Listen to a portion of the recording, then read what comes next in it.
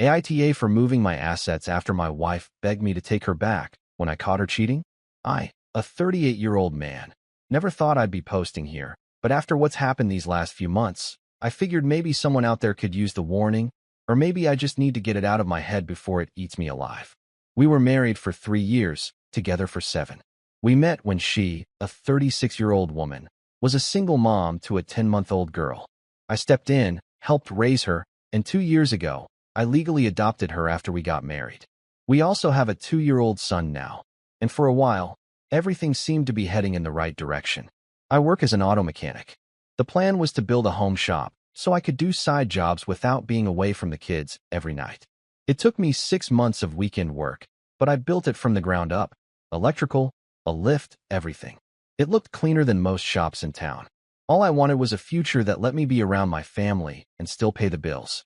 She always liked cars, too. That was part of the hook at first. She'd say she loved getting her hands dirty with cars. She'd talk about restoring an old Chevy one day. We used to go to junkyards together and look for parts like it was a treasure hunt. I thought that meant something. I thought, shared passions, shared goals. Looking back, I think I saw what I wanted to see. She's a dental hygienist. She works part-time, 2 to 4 days a week, depending on the office. Most days, she's done by mid-afternoon. I work Monday to Friday, 8 to 6, sometimes longer, and I'm trying to get ahead on extra work. I'm not complaining. I built that shop for her, too, not just for me, so she could work on things if she wanted to be part of what I do. In the beginning, she'd come out once in a while, ask about the jobs I was on, but that tapered off over the last year, right around the time she got back into the gym. Now, don't get me wrong. She went before, back when we were dating, and she got serious about it again after we had our second child. She'd be up at 4:30 in the morning, out of the house before 5, and back around 7. She said it helped her clear her head. I didn't think much of it. She's motivated. That's what I told myself. I'd already be making breakfast for the kids when she got back, and by the time I got home at night, she was usually passed out on the couch. Said she was exhausted. I get it. Kids are no joke, but we hadn't had any couple time in months. No dinners, no sitting down to talk, nothing. I figured it was just a phase. We were in the thick of it. Little kids, careers, bills. Nobody's love life looks like a movie at that stage. I thought that's what we were pushing through. Turns out, she was pushing in another direction. It started when one of my buddies, we'll call him Jason, mentioned something in passing. He goes to the same gym as her, same early morning hours. He said, "Hey, I've seen your wife in there. Does she have a trainer or some coach that follows her around like a puppy dog?" I asked if he meant a personal trainer, and he said, "No, not officially. Just some guy who's always around, always spotting her, even when she's not lifting heavy. Sometimes he walks out with her, that kind of thing." Jason wasn't trying to start anything, just telling me what he saw. I nodded, thanked him, and didn't react, but something about it stuck with me. I didn't want to be that paranoid husband making accusations with no proof, but I also wasn't getting played again. My previous marriage ended when I caught my ex cheating. Same signs, same weird disconnect. I ignored them until it was too late. Not this time, so I paid attention. The first thing I noticed was her phone was never out of her hand. She used to leave it charging around the house on the counter or the nightstand. Not anymore. Also, she had it on silent. I asked her about it one day, and she said she was sick of spam calls. Fair enough, but I'm not an idiot. Then, one morning I got up to get a wrench I left in the kitchen drawer and saw her phone lit up on the table. She was in the shower. I picked it up, didn't open it, just looked at the lock screen. It had a notification from her fitness tracker. Nothing weird, just a gym check-in. But something caught my eye. The check-in time said 4:41 a.m. She left the house at 5:15. I checked the next day, same thing.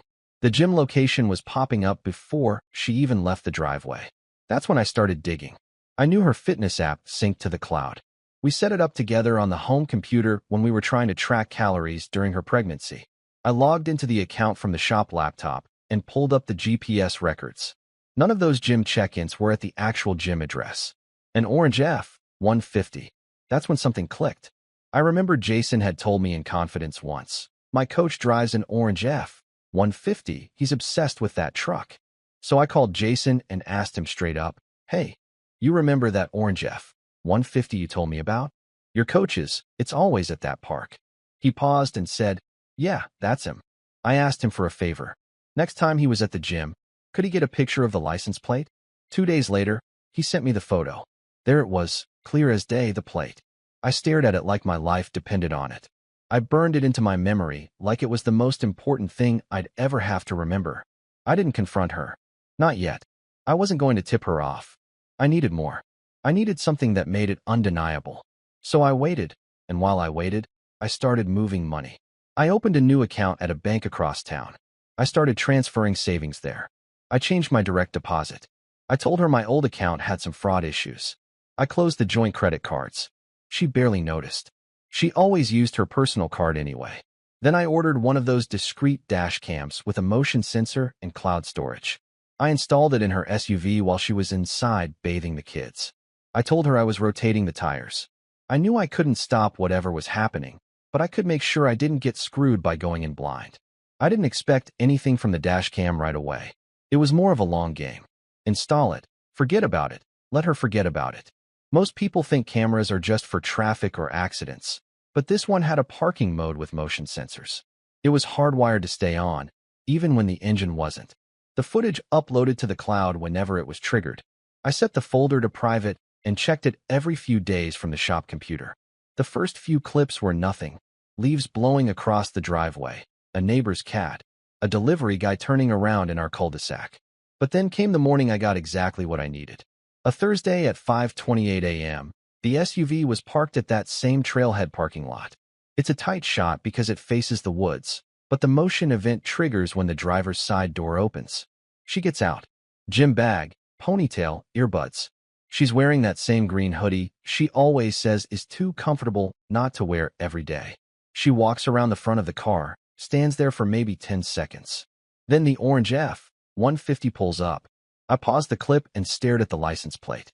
It was grainy, but it matched the one I had burned into my memory. I let it play. The guy gets out in a sweatshirt and a hat pulled low. Can't see his face well, but it doesn't matter. She jogs over and hugs him. Not a friendly hello hug. It was a full body, both arms around him hug, like she hadn't seen him in weeks. They talked for a minute, and then they both got into his truck, her in the passenger seat. She left her car running. 10 minutes go by. The camera doesn't pick up what's happening inside the truck. It's parked behind hers, but I see movement. Then the passenger door opens. She gets out, adjusts her hoodie, and walks back to her car. He drives off first. She sits in her car for another 5 minutes and finally pulls away and heads home. That was it. I didn't lose it. I didn't cry, didn't scream. I just closed the laptop, stood up, and went back to work on the carburetor I was rebuilding. I remember thinking, okay, now we're playing. That was the difference between me and her. She was acting on emotion. I was acting on logic. I didn't need to yell. I didn't need to confront her. I needed to make sure that when this thing blew up, it landed on her, not me. And the only way to do that was to keep everything quiet until the time was right. That night, I kissed her on the forehead while she was loading the dishwasher and asked if she wanted pancakes on Saturday.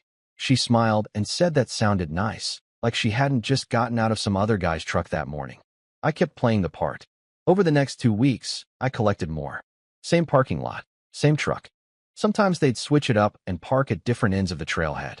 Sometimes they'd both just sit inside her SUV. One time, I watched them get out and walk into the woods together. That one was probably the worst, because if you're taking your workout buddy into the woods at 6 a.m., it's not for cardio. Every time I got a new clip, I saved it twice. Once on the cloud and once on an external drive I kept hidden in the false bottom of my toolbox. I wasn't losing anything. In the meantime, I met with a lawyer. A friend who went through a brutal divorce a couple of years back recommended him. We met in a quiet office above a strip mall. No big signs, no frills, just a guy who knew his way around a courtroom. I told him everything, showed him the footage, laid out the story. He watched, he listened, barely said a word, leaned back in his chair, and said, "You've got a good foundation here, but nothing so far proves anything conclusively. You need something solid, something undeniable. Keep looking. If you get it, full custody isn't out of the question." That night, I couldn't sleep. My mind was racing. What else could be out there? Meanwhile, my wife had no idea about any of it. I was still kissing her goodbye in the mornings, still helping fold laundry, still taking the kids out on Saturdays so she could get a break. She'd thank me with the same face she used when we were first married, like nothing had changed. And that's what got me the most. It wasn't just the lie. It was how easy it was for her. How naturally she slipped into the role of mother and wife, like she didn't have a whole second life parked at the edge of a trailhead 3 times a week. She had no idea the walls were already closing in. One night, I told her I was taking the kids camping the next weekend. Just one night, a couple of hours away, a cheap campground with a creek and some campfires.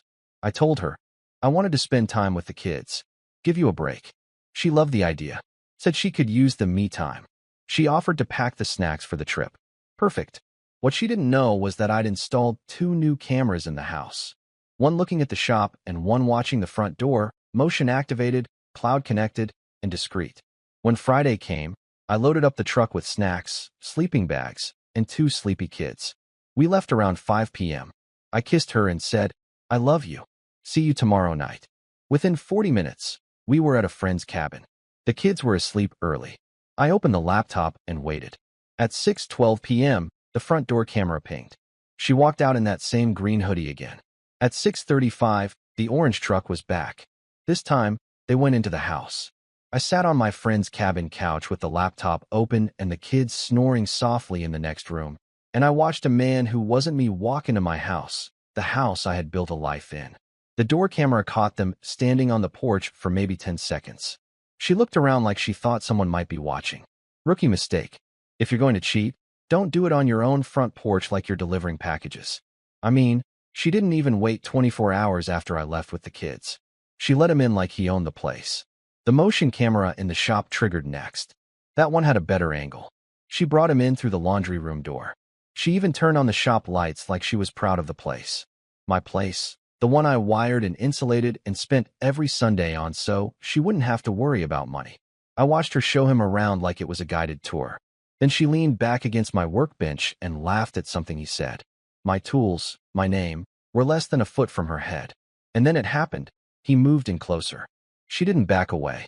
They kissed, long, slow, like they had all the time in the world. This wasn't a nervous affair. They were comfortable.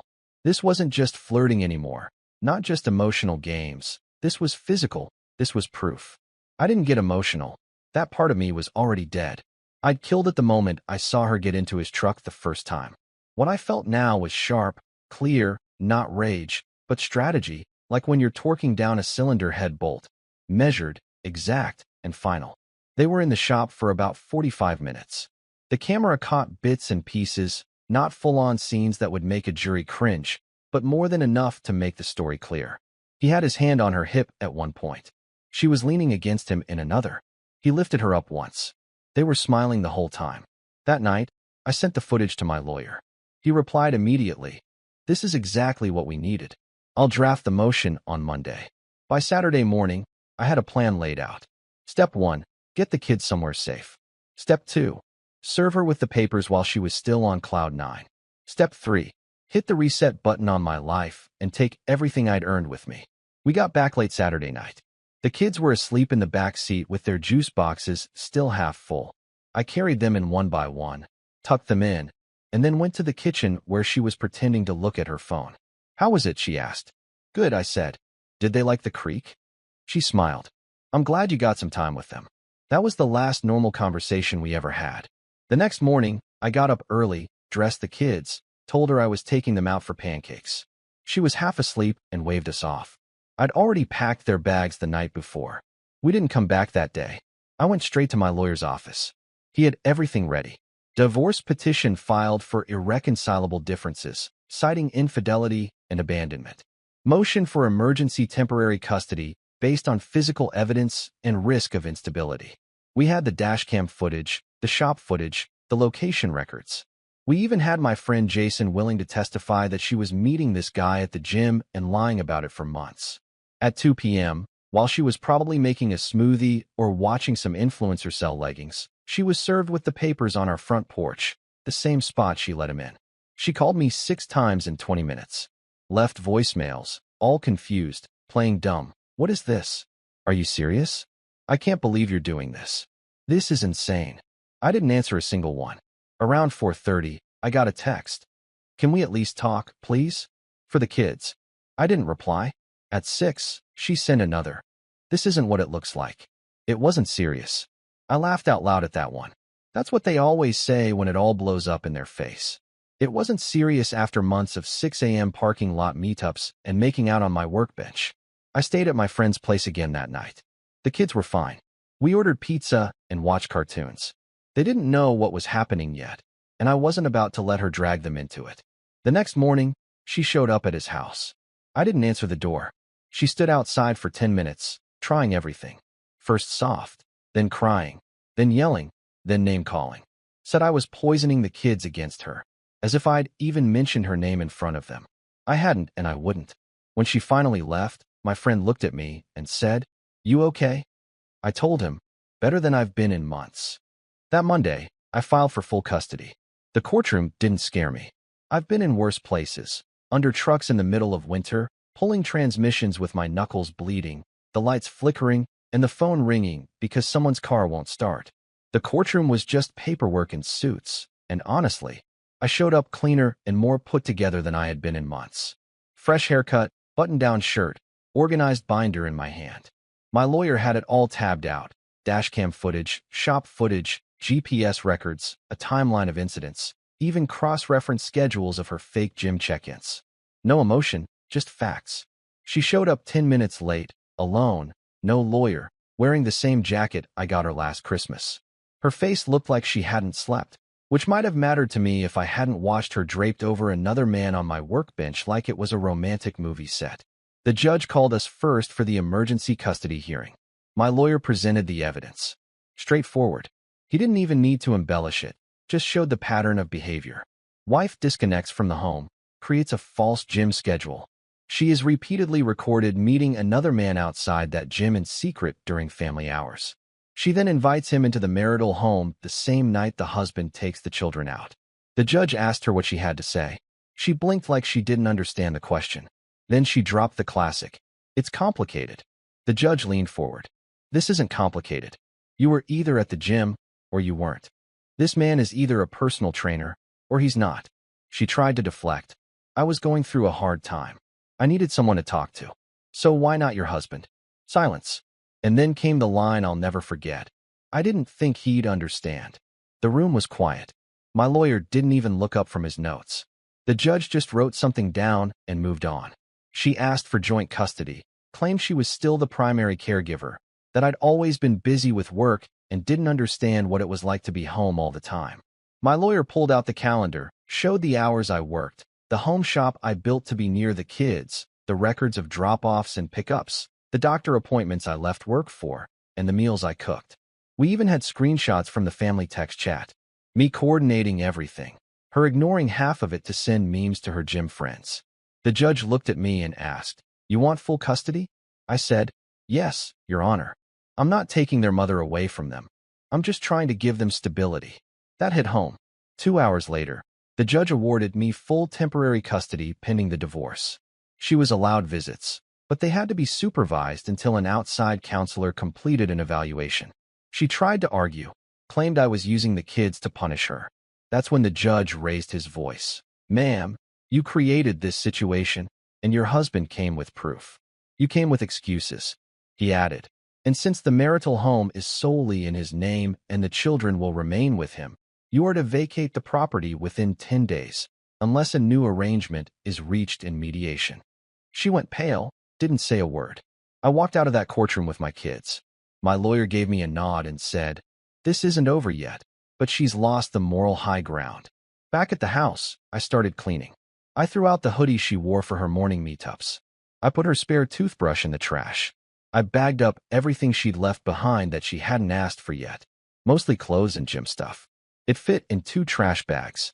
That showed how little of her life she'd left tied to our home. She treated it like a locker room. She sent a few texts that week. Some soft, "I miss the kids. Can I come by and talk?" Some hard, "You didn't have to humiliate me in court. This is all about your ego." I didn't answer. I had too much to do. Appointments, daycare, meal prep, the usual. Except now I wasn't splitting the work, I was doing it all. And funny enough, it felt lighter, no second-guessing, no passive-aggressive comments. Just me, the kids, and a schedule I controlled. Then I got the call. It was from her gym's manager. He said he'd heard rumors, and wanted to know if I had any concerns about a trainer getting involved with clients. I told him I had video evidence, but I wasn't looking to escalate. I just told him, if you've got a married trainer meeting married clients outside of training hours and sneaking into their houses, I imagine that'll reflect poorly on your brand. 2 days later, I heard the guy had been quietly let go. Turns out, he folded fast, probably scared of it all splashing back on the gym. Reputation matters when your paycheck depends on trust and image, and hooking up with married clients isn't exactly good PR, so he vanished like he was never there. She, on the other hand, posted a vague quote on her Instagram that week. Sometimes people show their true colors too late. She was obviously talking about me. Classic move, play the victim for sympathy likes. A few days later, she doubled down with something more venomous. A hint about narcissists and men who use fatherhood as a weapon. Petty, cruel, typical. But I didn't take the bait because I wasn't trying to win on Instagram.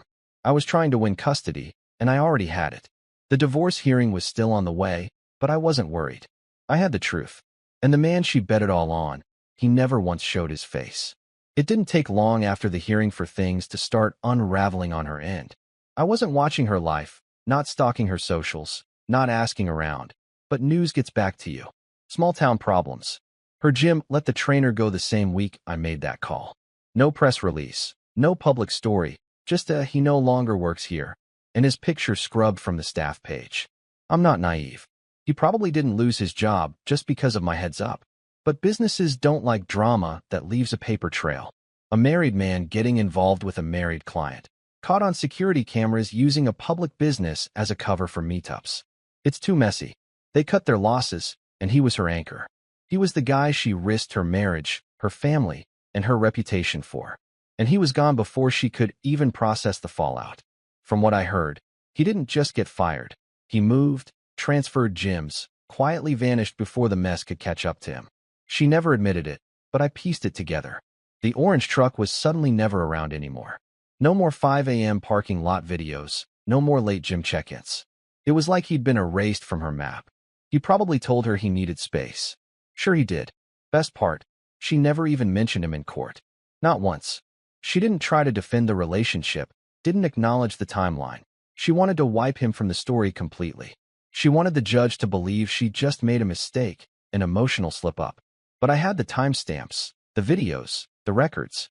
Her reality ghost didn't stand a chance. The first couple of weeks after, she tried to play it cool. She showed up for the supervised visits. She acted like she was adjusting. She put on the cooperative co-parenting personality like it was a new outfit. Her texts were polite, dry. No more long paragraphs or guilt trips, just logistics. Can I bring their jackets on Friday, or do they still need new shoes before next weekend? But I could feel the panic underneath it. She was kicking just to keep from showing she was sinking. Her old routine, the gym, the friends, the selfies, the compliments, was tied to the identity she thought she could become. That future drove away with the orange truck. About 3 weeks in, she slipped up. She was 20 minutes late for a drop-off. The supervisor noted it. The next visit, she looked terrible, tired, pale, eyes sunken. I didn't say anything. Then the email from her came. Not a text, a real, long paragraph email. Subject line, please read this. I opened it not because I cared, but because I like to know what I'm dealing with. It was exactly what I expected. She blamed stress. She said she was lost, that the gym wasn't an affair, but an escape. She claimed she never meant to hurt anyone, that I wasn't affectionate enough, that I pushed her away by being too busy, that she felt lonely even when I was there. Classic projection. She cheated in my shop and is now complaining I was in it too much. Then she asked if we could talk, privately. She said she didn't want to be enemies, that she wanted to be on the same team again for the kids. I didn't answer a single one, because here's the truth most men won't admit when they come crawling back. It's not about love, it's about damage control. She didn't miss me. She missed the version of herself that didn't have consequences yet. I took that away from her. I gave her time, let her have the illusion, but behind the scenes, I wasn't done. My lawyer filed an additional motion.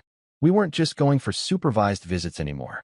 We were pushing to have them extended indefinitely, citing instability. We had dates, patterns, and a few subtle things she didn't know I was logging. Missed drop-offs, ignored school calls, weird behavior with the kids. I even installed a monitoring app on the family iPad set to alert me anytime an app was installed or deleted. One week, she tried to FaceTime them outside her hours and ended the call when they asked if Coach Tyler was coming back. That clip was saved, dated, and forwarded. The more she tried to fake progress, the more she proved how little had changed. Her world was shrinking, mine was expanding. I picked up new clients at the shop. I started posting time-lapse videos of my repairs on social media. I got a decent following. People liked the calm, how-to narration style. How to spot a bad CV joint got me 14,000 views in one night. I never expected that. The kids adjusted like champs. There was no more confusion. No more tension in the house. One night, my daughter asked if her mom was still mad at me. I told her no, because there was no point in lying, but she didn't need the whole truth yet either. I just told her that her mom was figuring some things out. The divorce wasn't an end for me. It was a liquidation. All the dead weight, the emotional debt, and the wasted energy were gone. Now I had room for something better. She, on the other hand, was still standing on the same pile of rubble, hoping someone would forget she was the one who lit the match. By the end of the month, I was in full control of every part of my life. She used to meddle in banking, planning, medical decisions, school. The courts saw who was actually present, and she was still waiting for a reply to that email. The day of the divorce hearing, I didn't feel nervous, I felt prepared. Everything I needed to say was already documented. There would be no accusations, no surprises, no emotional displays. Not on my end, anyway. Just facts, evidence, consistency. The same things that made me good in the shop were the same things getting me through this mess. I didn't rush, I didn't guess, and I didn't forget. She showed up with a lawyer this time. Some local guy with too much hair gel and a suit that probably hadn't been dry cleaned since he bought it. You could tell he was a quick settlement guy. Not a fighter, more of a talker who tries to guilt people into giving in. Wrong place, wrong day. My lawyer gave him a cordial nod and then pulled out the binder. The hearing started with a breakdown of how the marriage worked, or rather how I kept it working while she did the bare minimum. She said it wasn't what it looked like. The judge asked again, then what is it? Her lawyer fumbled something about emotional distance, a need for attention, how I was always in the shop as if I'd built it to escape her instead of being close by while still paying the bills. That's when I spoke up. I built it so I could be home, so I wouldn't have to commute to a second job across town. I wanted to be a present father. I fixed her friends' cars for free. I did all the house repairs. I cooked dinner, bathed the kids, cleaned the gutters. She said I was distant, but I was always within reach. She was the one who stopped showing up. That shut her lawyer up for a moment. Even she stopped fidgeting. Then came the custody argument. Her side asked for 50-50, claiming maternal attachment, early caregiving, and the argument that dad worked too much. But our evidence crushed that too. My lawyer presented charts showing I was more present at school events, doctor's appointments, and even dental visits. We had pictures, receipts. I even kept a log of every grocery run for the last 6 months. She had a yoga mat and a gym playlist. When it was her turn to speak, she tried to play the martyr. I made a mistake, she said. But that doesn't make me a bad mother. The judge didn't argue. He just said, mistakes are forgivable. Patterns are not. That was the theme of the whole case. She didn't just cheat. She created a second life, one that ran parallel to ours, like a shadow we didn't see until it started taking everything from us. Her lawyer tried to negotiate. We can at least agree on joint legal custody with primary physical custody to the father. My lawyer looked at me. I nodded. I wasn't trying to erase her, just protect what mattered. Final judgment. Full physical custody to me. Joint legal custody with conditions. She can't move without approval. All major decisions must be mutual. She gets supervised visits, pending counseling review, no spousal support. She keeps her car. I keep the house, the shop, and everything in it. Clean. When it was over, she just sat there. She didn't cry, didn't scream, just went blank, like the part of her that thought she could talk her way out of everything had been switched off. I didn't gloat. I didn't even look at her. I shook my lawyer's hand, took my binder, and walked out of that room feeling lighter than I had in years. When I got home, my daughter was drawing on the kitchen floor and my son was trying to open a string cheese wrapper. I sat down and helped him. No big announcement, no speech, just picked up where I left off. That night, I got one last text from her. I never thought you'd actually do it. I didn't reply. She didn't deserve a response. She underestimated me. She thought that because I didn't yell, I wouldn't act, that because I was quiet, I was weak, that because I forgave a lot, I would forgive everything. She was wrong. A few weeks after the divorce was finalized, the house finally felt like mine. Not just legally, but mentally. I had gone through every room, every drawer, every shelf, and cleared out anything that still had her scent on it. It wasn't rage, it was clarity. I wasn't living in our house anymore. I was living in the house I fought for, the one I paid for, the one I fixed and rebuilt down to the last corner. The kids started sleeping better. I started sleeping better. Life didn't just go back to normal, it got better. The first couple of weeks, she stuck to the custody agreement, showed up on time for her supervised visits, brought snacks, tried too hard to be cheerful, like she was trying to play the part of the fun mom who had it all together. But you could see it on her face every time she looked at the house, every time she saw my truck in the driveway, every time she walked past the shop she knew all too well. She knew she'd lost something real. Then the messages started. At first, they were simple. Let me know if the kids want anything from the store. Is our daughter still into patrol, or has she moved on? Let me know if you ever want to get coffee and just talk as friends. Then the messages got more personal. I've been thinking a lot about what happened. I really screwed up. You were always the stable one. I didn't realize how good I had it. Do you think we could ever try again? I ignored every single one. Not out of anger, just because I wasn't interested. There's nothing left to fix when the engine block is cracked and leaking oil on the floor. You don't repair something like that. You send it to the scrapyard, learn your lesson, and build something better. Then she showed up at the house unannounced. It was a Sunday morning. I was in the shop with my son, letting him help me change the oil on a neighbor's car. My daughter was inside coloring on the kitchen floor like always. I heard the doorbell and looked at the screen. It was her. Hair done, makeup on, jacket buttoned up like it was still her house, and she'd just forgotten her keys. I didn't answer the door. She rang again. Then she tried the handle, still locked. She knocked. I didn't move.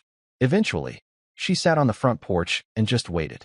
I watched from the shop camera as she checked her phone, stood up, paced, sat back down. That went on for about 15 minutes. Then she got up and walked to the shop door. She knocked there, too. I didn't say anything. I just kept working on the car while my son handed me the wrong wrench for the 5th time in a row. I calmly corrected him, thanked him, and kept going. I had better things to do. She finally left. No note, no text, just a look over her shoulder like she expected me to be watching. I wasn't. She tried one more time. The next week, she sent a text. I miss you.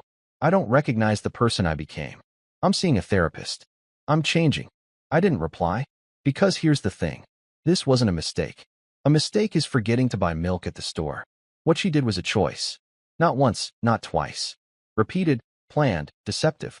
She used our schedule against me, used my trust, used my shop, and when it all blew up, she didn't say sorry. She played dumb. She tried to rewrite history until a court forced her to face the facts. Now that her new life fell apart, now that the coach bailed on her, now that her gym friend stopped answering her texts, and she's not the center of attention anymore, now she misses me. No, I don't fix people who break themselves on purpose. She still has her visits. I keep it professional, just drop-offs and pickups. I don't look at her for longer than I have to. The kids are adjusting well. They're too young to know the details, and I'm not going to poison them with my side. They'll figure it out when they're older. They'll see who stayed, who was present, who kept things stable. My daughter still calls me daddy because that's what I am, every day, not just when it's convenient. Sometimes people ask me if I'd ever think about giving her another chance, like maybe when the dust settles we could rebuild something, right? No, because the moment you let someone like that back in, you teach them that loyalty doesn't matter, that betrayal has a soft landing. And I'm not teaching my kids that. We moved on. We're better. I'm rebuilding cars in my shop now, cooking real meals in my kitchen, and watching cartoons on the floor with 2 kids who know they're safe. And every once in a while, when I see that green hoodie of hers in a donation bag or hear her car's engine down the street and don't even flinch, I realize it wasn't a loss. It was a damn liberation. If you liked it, don't forget to leave a comment and support the channel by subscribing. See you in the upcoming stories.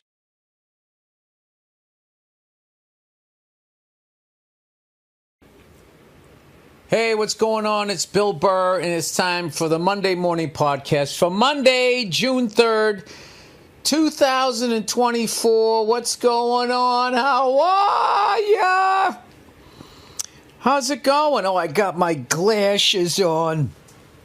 I finally got used to these prescriptions. I think I'm going to start wearing them on stage so people think I'm smart.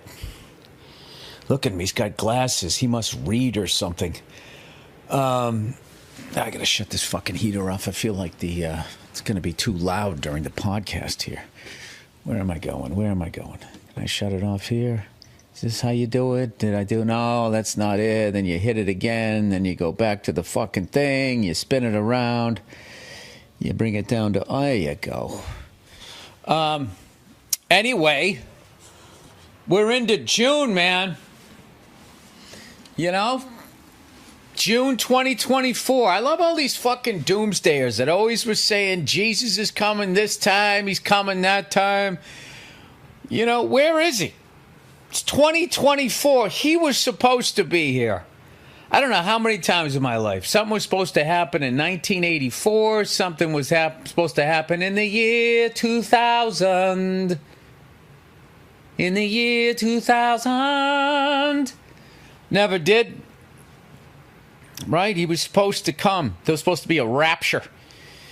And if you were on the right side of God and you were white like Jesus, like the Christmas Jesus that I like to think, you know, is in my image, you were going to be all right.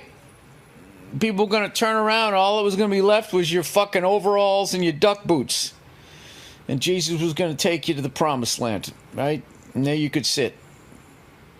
Fucking with your hunting socks on and nothing else, because for some reason your socks seem to stay. No, all your clothes go. I don't understand why the clothes go. You know, do you go up to heaven for a big fucking old person orgy? Is that what happens? Why are you naked? That is not my idea of heaven. Standing there naked with a bunch of other naked people going, we were